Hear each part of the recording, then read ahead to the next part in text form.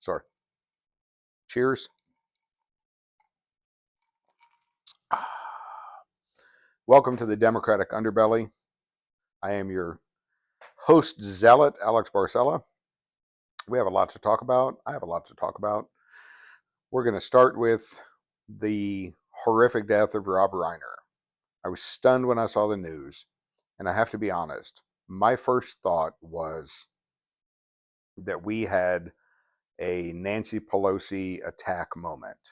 We had a Trump MAGA freak who decided to take matters into his own hand and go after one of Trump's most vocal, eloquent critics and enter the home of Rob Reiner and kill him and his wife.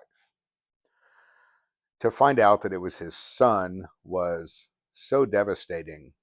And I have to be honest, I tried to put myself in Rob Reiner's shoes and to think that I'm about to die and I'm about to die at the hands of my own son.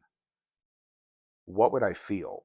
What would be the overwhelming emotion of, oh my God, this is how it ends, but this is how it ends at your hands. I can't even wrap my head around it. It was so devastating.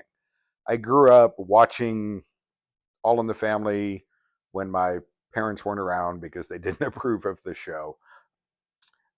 It was such a spectacular social satire that I don't think it gets enough credit. But still, I grew up watching Rob Reiner and I grew up watching his films. And of late, listening to his political commentary has just been inspiring. Anyone that can call Donald Trump not just a moron, but a fucking moron on national TV deserves a tip of the hat. It was incredible what he had to say. It was hard enough to hear the news of his death and how he died. What was more disturbing was the response of the President of the United States to come out with such a despicable, disgusting, self-serving, vile response to the death of an American icon, to make it all about himself and to somehow blame the death of such a great filmmaker at the hands of a disturbed child, to somehow blame that on a Trump derangement syndrome. It defies logic, but it defies good taste, it defies respect, it defies what we should expect from our elected officials. They should be better than us. They're not. He's not. He's he's the worst of us. He is part of the cultural phenomenon that I would look back, and this is going to be something I want to talk about in the future, but I'm not going to talk about it today. But he is the grossness, the coarseness, the baseness, the vile, self indulgent yuck that has become America today. That's our president. And yes, he is reflective on us. We can all say that's not our president if we want, but come on, give me a break. He's our president. He got elected. He won.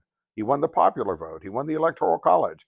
As gross as that is, that's our guy. And his response to the gruesome, horrific death of Rob Reiner is to talk about Trump derangement syndrome and just yuck like that. Shame. Shame on us all. And shame especially on the White House.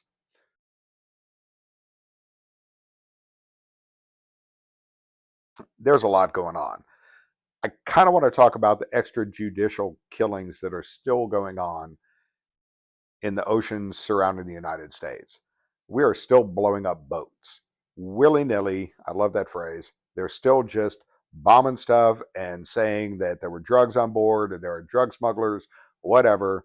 There's no proof, there's no evidence. And in fact, that our Secretary of Defense, Pete Hegseth, the Fox personality, the faux bro, the fake masculine guy in a blue suit with a little red, white, and blue pokerchief, has even come out and said that he's never going to release the footage of the second strike or the double tap or whatever they want to call it. They're still blowing stuff up as if that's normal. It's not. Compound that with the fact that we committed, I don't know how else to call it, an act of piracy on the high seas. We boarded, using special forces, we boarded an oil tanker and took it. And Trump brags about the biggest oil tanker. Oh, it's a great oil tanker, large. Oh, we just committed an act of piracy on the high seas. We seized an oil tanker. I really don't know why.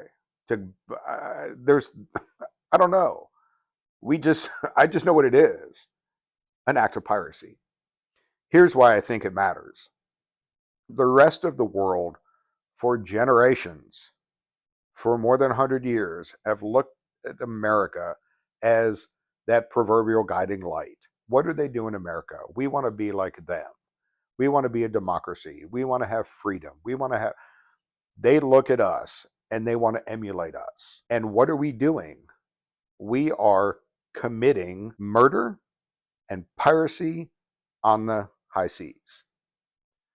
So, in a year from now, and 6 months from now, and 3 years from now, when other rogue nations decide that they're going to start blowing up boats and seizing ships in international waters, they're going to look at America and go, well, y'all did it.